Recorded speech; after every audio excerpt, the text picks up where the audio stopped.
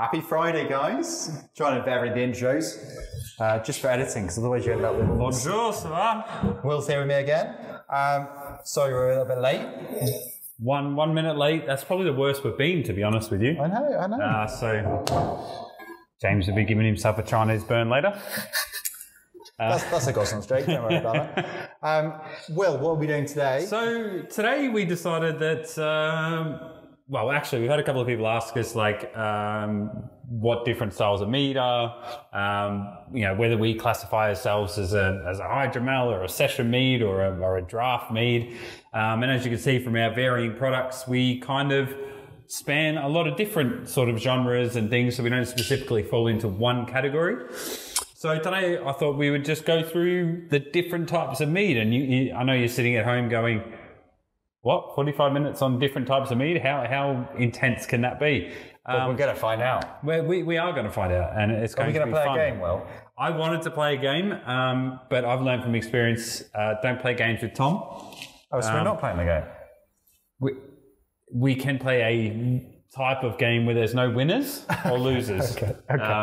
So it's kind of like the game of life. How's your week been there, Will? Yeah, my week's been pretty good. I always do that. So talk about intros. My week's been good, Tom. I've really enjoyed it. The cold weather is lovely. The brewery has been busy, which is always, a fun. We've been sending out loads of orders for our website, which is always good. So guys, you can still order online. There is still time for Christmas. That's it, yeah. And we've got a couple of things which we'll talk about that should be late additions to the website. So with no further ado, my week's been all right too. Will, thanks for asking. Your week's always all right, Tom. You're Tom Gosnell, like you kind of live on cloud nine. I've just won life's lottery, haven't I? How has your week been, Tom? It's been good. I've been doing lots more cooking this week. Nice. What have you been cooking? I made some biscuits which I brought in. Oh, you did? I didn't get to taste any. James ate them all, but... well, that is the danger of leaving stuff in the brewery. He can hear me, and he didn't eat them all. He just ate a majority of them. There were honey in those biscuits. Did you know that? Was there? There was some honey in there. Yeah, I'm not gonna, they were delicious, Tom. They were really good. Were they the best biscuits you ever had? All right. Define biscuit. So, yeah, we should probably just plow on. I guess that was the attitude when you started making your biscuits. Yeah, we've done this now. We've come this far. Let's put them in the oven. But you haven't put any flour in them, Tom. It's just butter. It's just butter. It's the only good part of the biscuit. Otherwise, we'd all just be eating raw flour. Tom's just drinking... some 2020 vintage, because I needed a sharpener. No, we've just been doing some tasting videos, haven't we? Yeah, we've just been doing a little bit of tasting on the vintage, like we did last week. We kind of make any excuse to open some of those bottles. Open some of the bottles and just keep drinking them through. So, since Tom needs a drink, we might as well start with the braggot. Okay, let's do it. So, what is a braggot, Tom? I know this one. It's half grain, half honey. Is it half and half, is it? I think it's half-half. Well, I mean, it needs to be enough of each. Yeah, and I think a good way to explain is half and half. So it's half your again with the fundamentals instead of fermentables. I know. It's half your fermentables come from grain, the other half come from honey. And so this is our braggot we made for the small batch program. We've spoken about this ad nauseum on the podcast. Won't bore you with the details. It's made from a sorghum grain, some big hops, experimental hops, a Nottingham ale yeast, and it's beautiful. You really do know this, Tom. Out of all the things we've done, I think that's the most I've seen you just rattle off without the notes. Hey, wait until I go through the range. Cool, I will. I'm going to step back talking about games. I'm just going to leave all this facing the other way, and Tom's going to tell you which each one of these is and how it falls into today's overarching theme. Brilliant, we can do that. Cool. All right. So let's just enjoy the braggot first before we start. Do you know where the word braggot comes from? No. Supposedly, even have a guess. So do it like you would any other English words. What's the prefix and suffix? Brag. I'm struggling, Will. Brag? As in to brag? Yeah. As in a brag. So supposedly the story is that braggot was called a braggot because if you drank it, you would brag so much about what you did. Oh, right. That, well, there you go. I think that's someone on Reddit making it up. 100%. It's me on Reddit making it up. You know what the got means?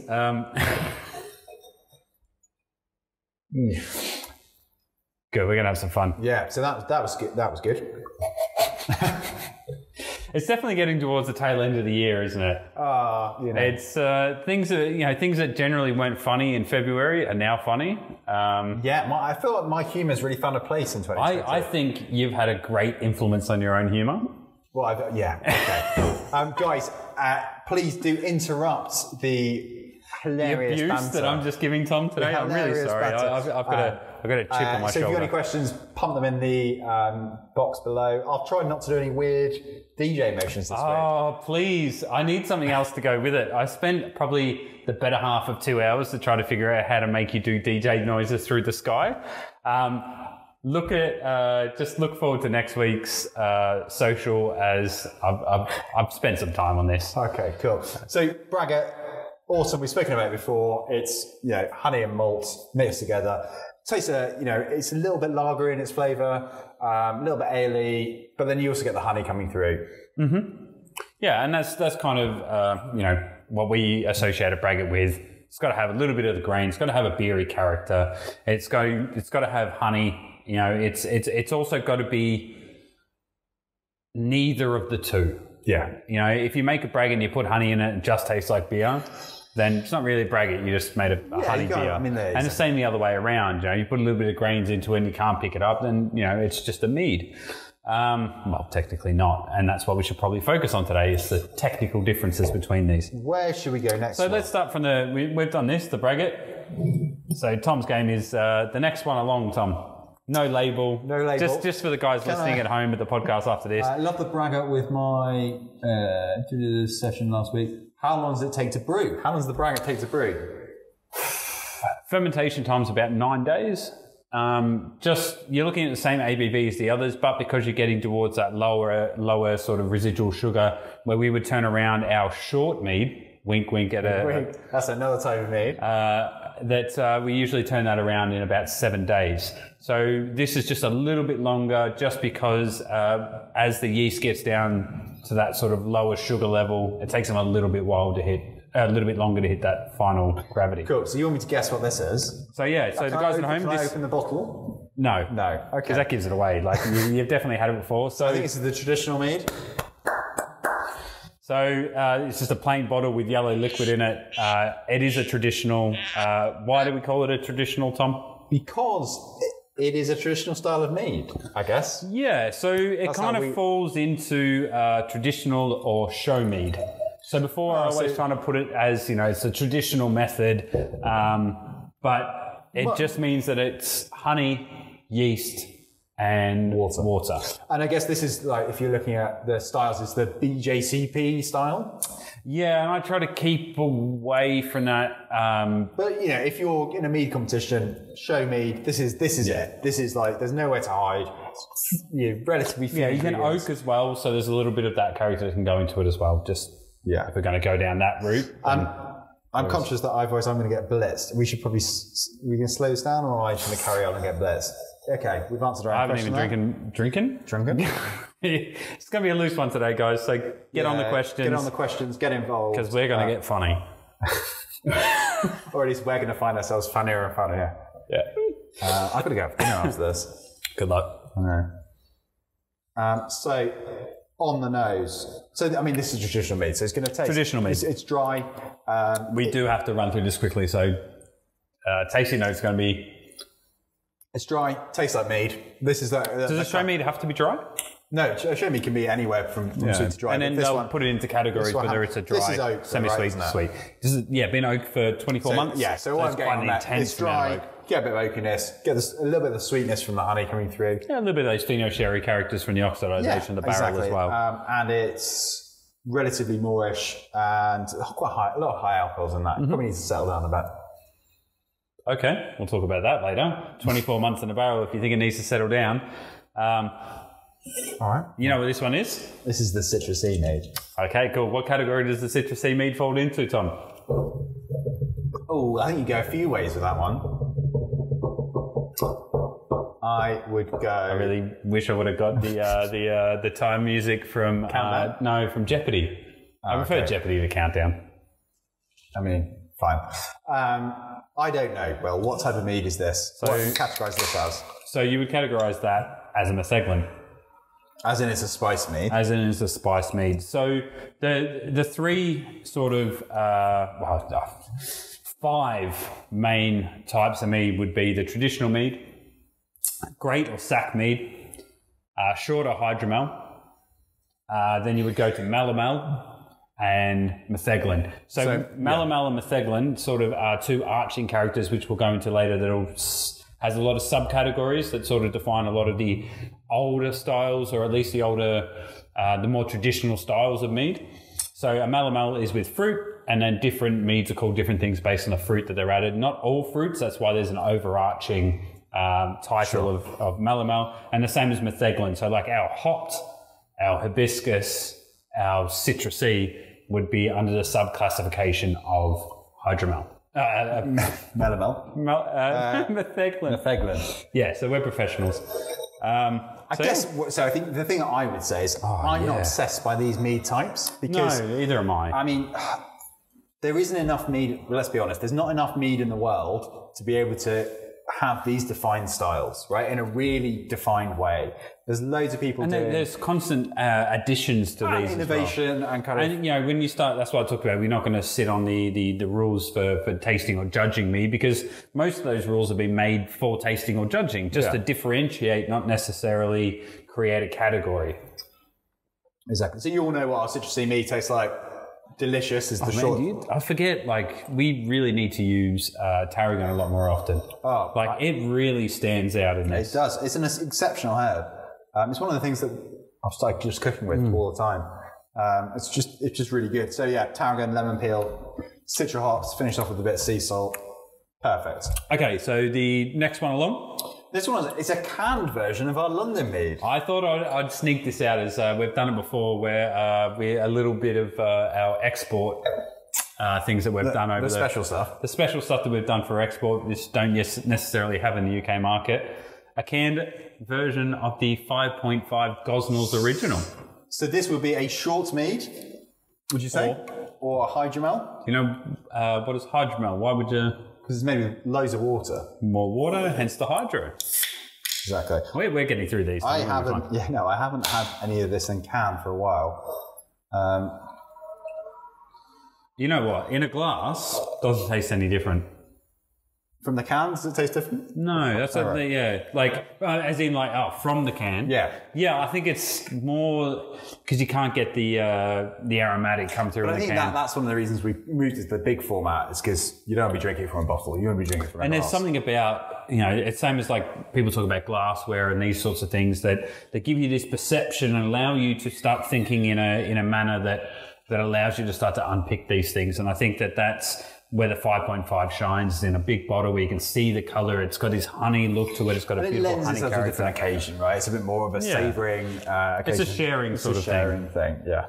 So, Cheers, guys. Cheers, guys. Again, if you've got any questions, please do interrupt the witty repartee for anything. I can see who we've got on. We've got Rupert, we've got Anna, we've got Ed. Guys, get involved. My mum's on there. Hi, Mum. Rosemary?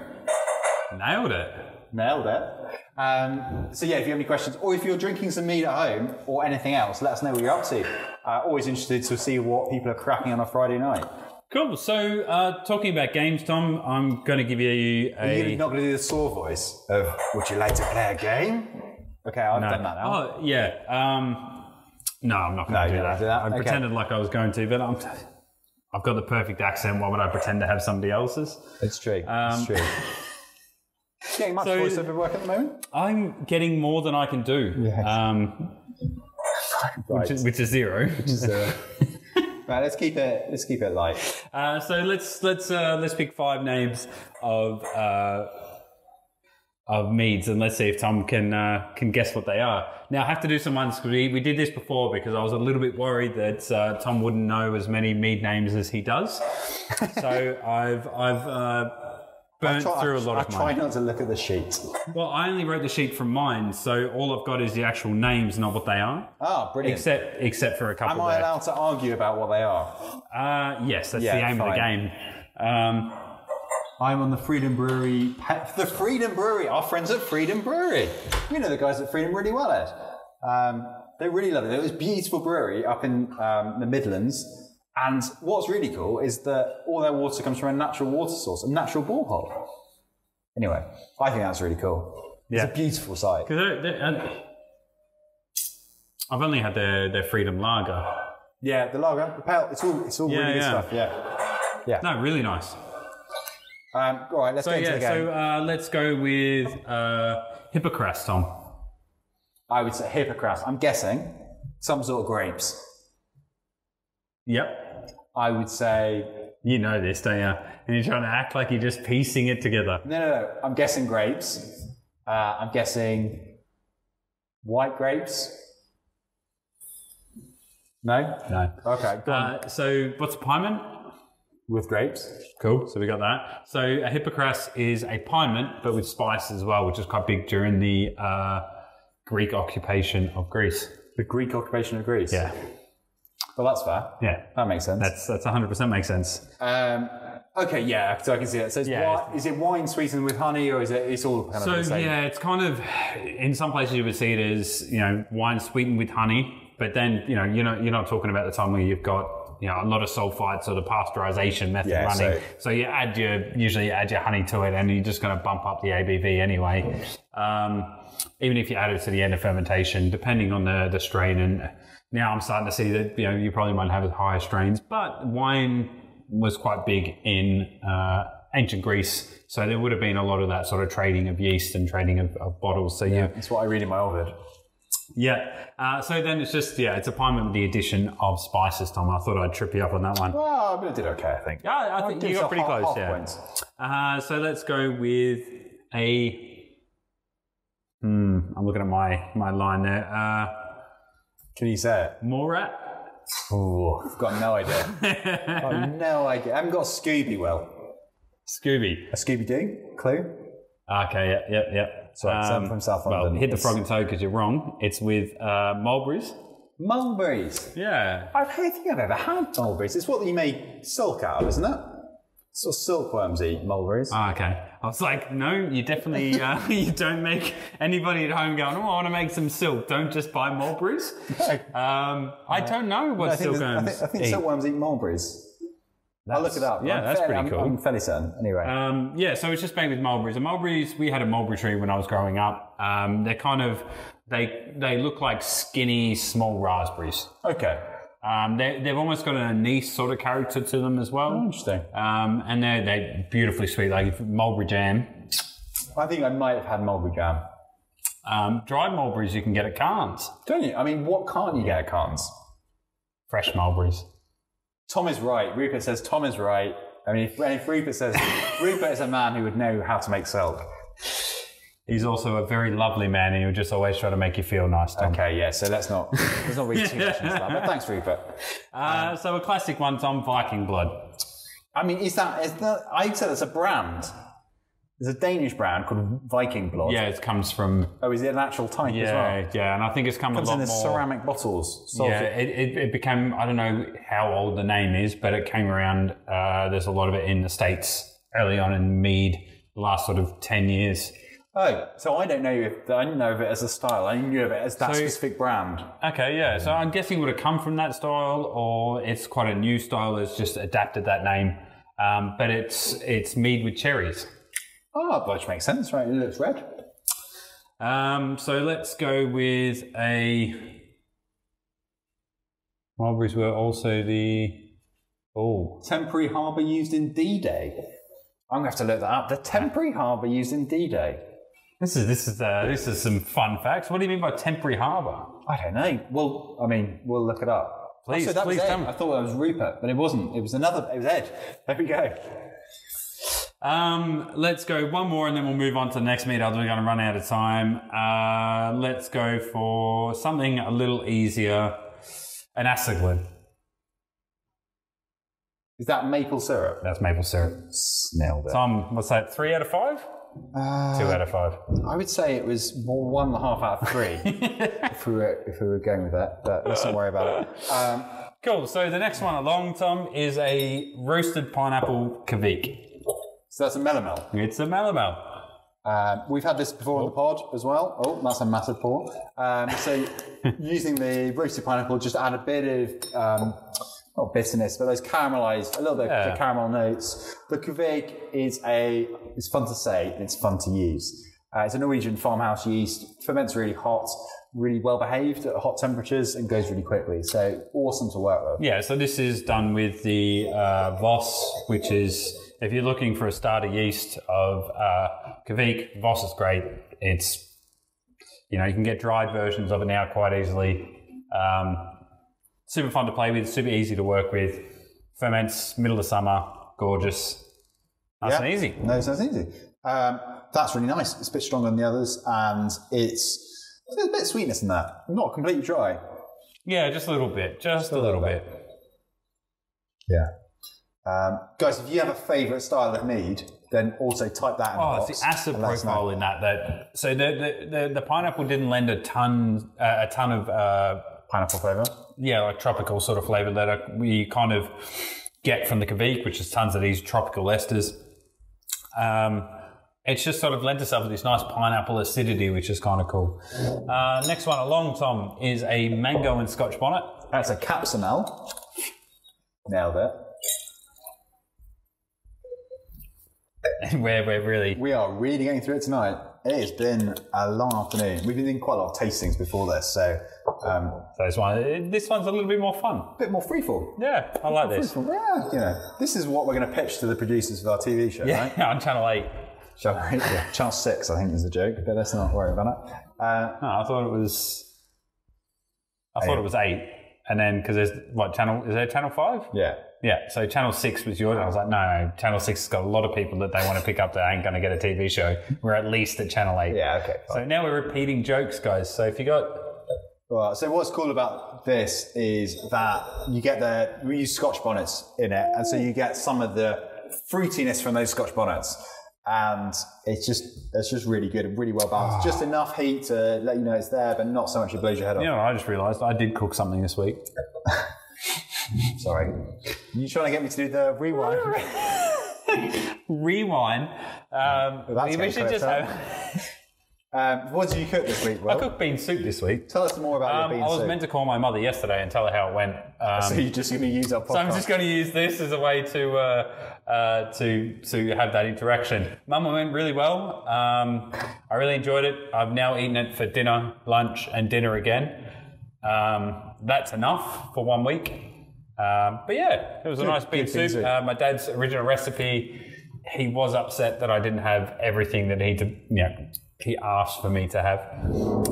But it turned out really well. Good. Not as good as his, and I think he'll be happy with that. Yeah, I mean, you want it to be as good as, but not better. Yeah. So I'm striving.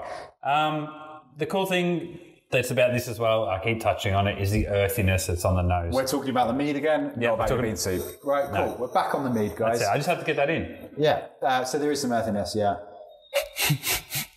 Also, he's not wrong. Also, when you taste it, there's some the flesh of the mango it's a richness. It's it's not fatty, but and with this, it's really cool. If you do get our tasting kit, when you compare it to the plum traditional, which is a similar sort of mead, is that you really see that different in texture and mouthfeel with the mango versus the plum. So the plum gives it a nice sort of like stone fruit character, nice little bit of like red sort of like fruit skin sort of character, where this has just got this beautiful creamy mouthfeel that you only get from using either banana or mango. But anybody else has got a trick out there for creating that mouthfeel, let me know. Yeah. But the other thing to say is we've had some great emails this week. Not going to go into the details, but thank you so much if you email me with something to do with mead. It really does make my day. Got one this afternoon, which I didn't quite know what to do with, but great. Always share some stories about mead. Really appreciate that. Or mead-related artifacts. Yeah, or anything tangential. But for the looks of things, some of my emails have been a little bit out there. Cool. So cheers, guys. Cheers, guys. I tell you, I can just smell that all day. Yeah, that's really good. All right, so let's jump on to a couple of more mead names. Let's go for something a little bit, I don't know how to pronounce this one. Do you want to read it? I'll read it to you. Point to it. Okay, I've got to cover the answer. Omphacamel. You're really hitting that TH hard. There's no T. Oh, that is dyslexia in action, isn't it? Just make up a word. I was like, where are you getting that? Omphacamel. Sorry, it's a PH. Yeah, it's definitely not my handwriting. Cool. Omphacamel. So, cool. Omphacamel. Yeah, cool. So what is that, Will? Well, you're guessing. I think it's a mead made with, I want to say, grapes and vinegar.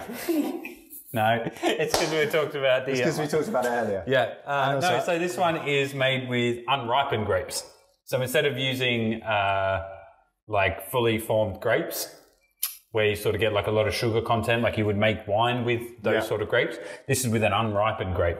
So you get a lot more of that acidity, a lot more of the tannin structure, I would assume, from the grape skins if you're going to use it that way. Because I guess the ratio is, they're not as fat. But I found out there, out of all the mead names, and I put my hand up and go like, I don't know them all, but I'm pretty well versed in the most common meads. And that's one of the ones I've never heard of before. Hence cannot say it. Have you ever had... I can't remember the name of it for the life of me. I had it in Vienna. Yes, definitely have. It's young wine, green wine that's still sold during fermentation. So it's sold live. It's very sweet. Gives you a banging hangover. I'll look it up. It's absolutely amazing. You do that with that's how traditional Berliner Weiss was sold to pubs. Yeah, but this is wine, so not beer. Sorry. It's all right. Just listen next time. Cool. So, Tom, what's a Boucher? A Boucher? Oh, I reckon Boucher like Boucher. Just like a short Boucher. Oh, come on! You almost had it there when you started to break the words up. Okay, Bouche and Mel was honey. Bouche, I don't know. So a Mel like Malamal? Oh, okay. Boucher. So it's like a fruited, caramelized honey thing. Okay, so let's go with So it's a fruited Boucher. It's a fruited Boucher. And a Boucher is a mead made with caramelized honey. Yeah, and then a coffee mel. I'd get coffee. Yeah, coffee. Coffee mead. Yeah. So the reason I chose those then is because I have one that is all three of those together, Tom. Yes, that's what I'm here for. So I've just poured you something to wash out the glasses with the chili mead. Otherwise, all we're going to get is chili. Oh, now, if this tastes really good with the braggot, we're going to be in some trouble because I'm going to be trying to make some spicy braggots. Sorry. Nope, just tastes weird. We're going to have the Boucher Coffee Mel. Gosnells trademark. Yeah. If you use that, you will be hearing from my lawyers. So this is done with coffee from the guys down the road. It's a Boucher, and then it's also got a little bit of raisin in there. And so my brief to you is to make this taste like Café Patron. Does it taste like Café Patron? You tell me, Tom. Well, I will. You're the only one of us two that drinks Café Patron. I'm quite basic sometimes. Yeah, I'd agree with that. You've done well here. It's a good effort, Will. It's close, but no cigar. More like an ashtray than a cigar. Yeah. Guys, if you're drinking this evening with us, let us know what you're drinking. We're always interested. And if you've got a favourite style of mead, or if there's something that we haven't made or discussed that we should make, then let us know. Ed loves Café Patron. Of course he does. I wonder where you Where you found a common interest with this random Ed. It's not right. I was at school with Ed. Yeah, exactly. Yeah. Ed, thanks very much for ordering your Christmas cards through the website. Guys, thank you for sending 30 emails a week through under different pseudonyms. Yeah, exactly. Someone's got to send me different questions. But we just launched the mold mead last week, but kind of went live properly today. So if you want to send instead of a Christmas card, you can just send a can of mold mead for £5 through the post to someone you love or someone you don't love. Basically anyone. And Ed is taking advantage of that this afternoon. Good on you, Ed. Good on you, Ed. I hope I'm not ruining the surprise, Ed. But mind you getting. Is that how? GDPR? Just how would that ruin the surprise? Because we've got over 4 followers on here live right now. I still smell that chili. Okay, so why aren't we making more of this? Well, we are. Tom, thanks for the segue to something. No, I was going to say. By the sounds of it, you forgot that that's what we're doing. But as a third iteration of the small batch program. Just in case you don't know, Gosnells is quite a big organisation, so I don't have my fingers in every pie. Sometimes you just have to abdicate responsibility and let some other people carry the torch. Out of all the people I've ever met in my life, you're the best person at advocating? Abdicating. Abdicating. I can't put the V's and the B's together. No, it's true. So this is delicious. This is really good. So you get the coffee, you get the shake, you get the caramel notes from the honey, and you get the coffee coming through. And you get a little bit of that raisiny sweetness and claw to it as well. So going back to that, this is the third iteration of our small batch program. Is the coffee Boucher. Oh, is that what's coming in the third one? Yeah. All right. I'm glad you read my weekly email blast. There you go. That's all right. So the third iteration going into January, we're like, dry January. It's not going to work, is it? It's not for everybody. No. If you have joined the small batch program and you are doing dry January, you just put it aside. Keep it to February. You don't need to throw it out. It's not raid your cupboard January. I just Tom joked that one. That was great. Wow. Is that a Tom joke? It's bad. Okay. Is that the shorthand now? It's a Tom joke. Don't worry. That's all right. Yeah, we're still trying to figure out who gets the. When you stuff up in the brewery, whether it's a James move or a Hector move, we can't decide. Maybe you should make it a Tom move. No, Tom's on the ladder in the brewery. Are all of these oddities going to be available in cans off your website? Some of them are, Reaper. Some of them are, and some of them aren't. Some of them are things that. All of them we've sold at one point. This will be going on the website. We've got a few bottles left. The traditional is on the website. Citrus on the website. This is on the website in a larger format. These two form part of the tasting kit. This is coming out in January. I'm not sure what the last one is. This is beautiful podcast listening, by the way. Actually, Rupert, they're all going up on the website in some form or another. Yeah, in some form or another. So let's finish this one off, Tom. Okay, sorry. Cheers.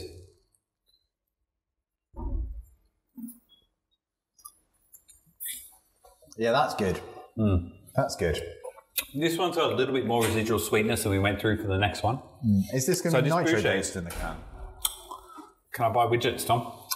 Cool. So this will be CO2. CO2. I spent a lot of time looking at widgets. Looking at widgets.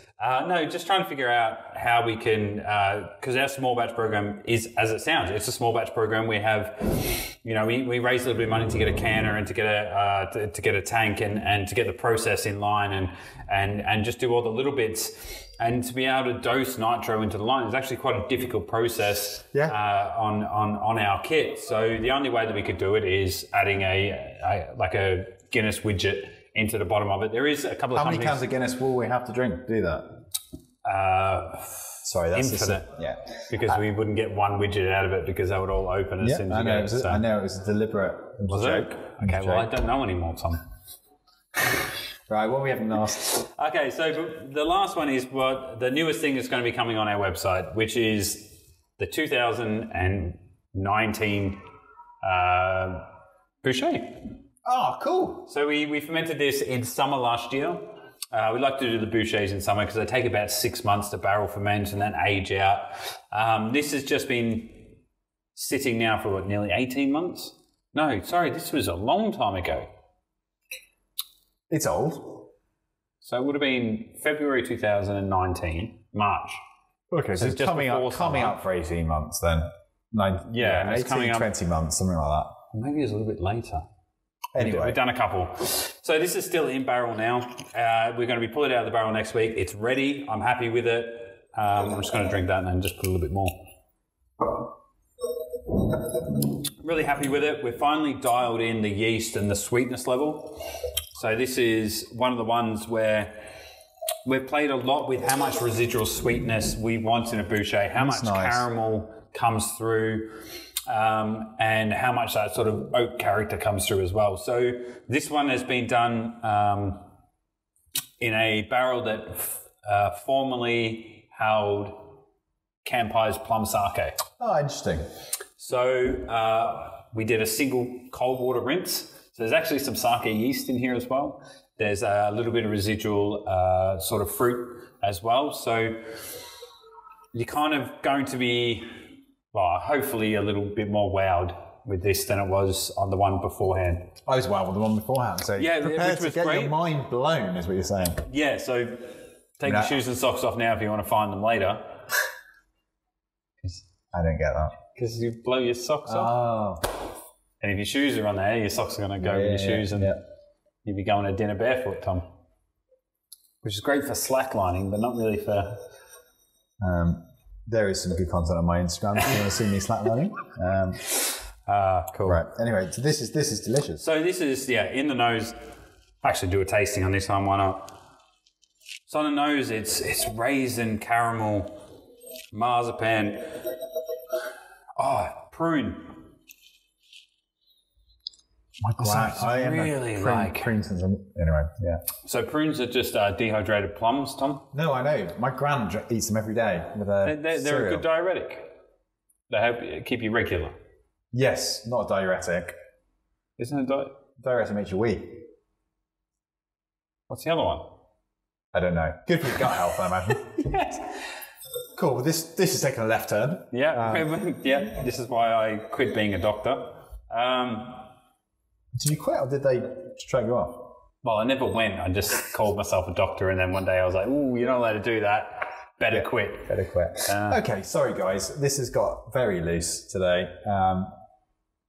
Yes. I can only apologise for that, but hopefully I don't apologise at all. I think it's remarkable the number of sales calls I've had recently, which have started with, I was listening to you and Will on the podcast, and I think it's just nice to put a face to a brand. Like, I'm not being, we live and this is why we wanted to do this, right? It's really difficult to explain to people what we do, and we find it really quite redundant. And like you sort of explain to people the base elements of what mead is, and then some people catch out and go like, "Oh, I know what it is. I'm just trying to figure out how you guys approach it." Yeah, exactly. And you sort of fall into these sort of routine sort of 15-20 minute spewls on. Yeah, I mean, I certainly do. I mean, I used to have a tight 7-8 minutes, which would just be really boring to listen to because you can tell I've said it 1,000 times before. And with this, it just allows us to, if you're really into it, then go ahead, have a listen. See what we do.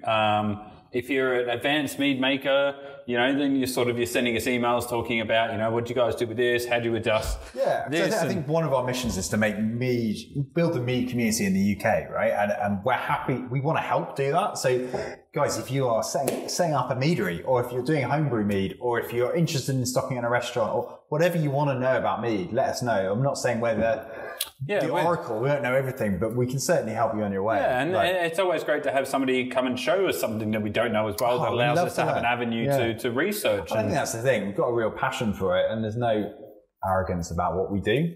Like, we're happy. If someone came to us and said, "Guys, I think you could do it much better doing it like this," that is a great result for us. We just want to make good gear. That's it. And by the way, best bracket. Oh, I've got your disease now. Best Boucher ever. Best Boucher that we've ever made. Yeah. No, I think that's true. Because it's balanced. One of the reasons that I want to drop down the sugar level on that as well, and the acid level really lifts it, is I've got to give a shout out to the guys at Moonshine Meadery. When I tasted their Boucher, which is, I think it had an FG of, they back sweeten. So they end up having a final gravity after back sweetening of 1.002. And I was like, wow, like that amount of sugar was enough to raise my perception of what it is. Yeah. And that really took me where I've done Bouchers before, and I got to like 10, 20, and I was like, oh, that's probably as low as I want to go with a Boucher to get that. And when, of course, like I didn't want to go as low as they did, but the perception of what they had in there completely changed my mindset of how low we could really drop that sugar on the Boucher to still create that Boucher sort of sugary punch that you want to have with something that's caramel, marzipan, toffee, all these sort of things that you want to associate, fudge, like it needs to have that sort of sugar-esque quality. But this is, I've got the final gravity value. This is about 10.9, 10.10. Yeah. No, this is really good. And I think that acid profile is balanced. I think maybe one of the two of the earlier ones, there was too much acid in that for me. Yeah, we did a couple where we did the first iterations of the coffee Boucher, which I did on I really wanted to vary the sugar levels because, like with hops, if you vary the amount of sugar that's in there, you get different extractions. So we wanted to brew the Boucher and let it go in multiple directions and go, okay, which one works best with the coffee? Is it the high acidity that really pulls it out, or is it the really thick syrupy that lends itself better to that coffee quality?